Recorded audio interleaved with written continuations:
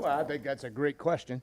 I would tell you that that obviously this has been the hardest stretch of my professional career, which I would tell you means I've had a really good career. Because if this is the hardest stretch, then life's not going to be too bad.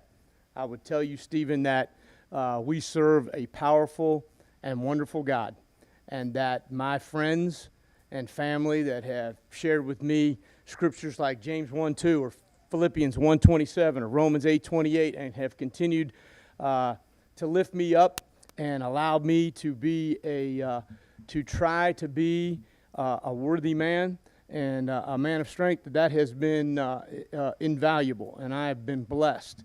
I've been blessed by people in this profession, you know, the Mike Tomlins and the Mike Vrabels and the Dick LeBeaus of the world that have reached out and had great advice and great insight into this profession and this career. And so I would tell you that the handling of it is a work in progress.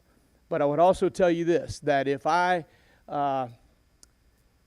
in my opinion, that handling it in a different fashion, picking up your ball and going home, kicking the can down the road, quitting, packing your stuff up, being a miserable human being. If I had done those things, that would make me a liar to every one of those young men that I've coached along the way that had tough times, that got replaced on a given Saturday or a Friday night or a Sunday afternoon, and had to have the conversation with, hey, hang in there, it's going to be okay. Whether they agreed with the decision or not didn't matter. You have to battle and fight through. Those players and young men that struggle with the public criticism and the things that are out there in the world today, if you want to look them in the eye and tell them, hey, you need to hang in there.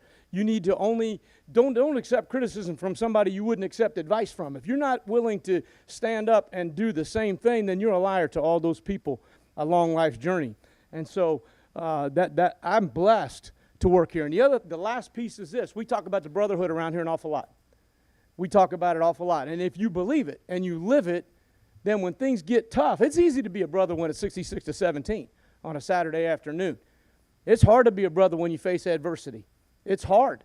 And so if you're here for the other men on this team, the other coaches and the other players on this team, if that's truly what you believe, then you're here with them come heck or high water. You're here fighting and struggling and scrapping.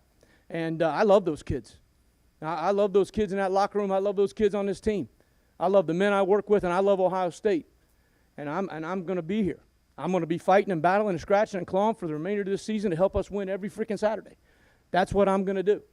And so whether or not I like everything or how everything went, that got nothing to do with it. It's got to do with you got a job to do. You look people in the eye and you say, this is how. And hopefully someday down the road, some young man who had trouble, who faces trouble or adversity can remember an example of a man who tried to lead with positive energy in the midst of adversity. And if I can do that, then I will have accomplished my goal, as long as we are continuing to progress and win on Saturday afternoons. So thank you for the question. It was a long answer to a short question. I apologize for that.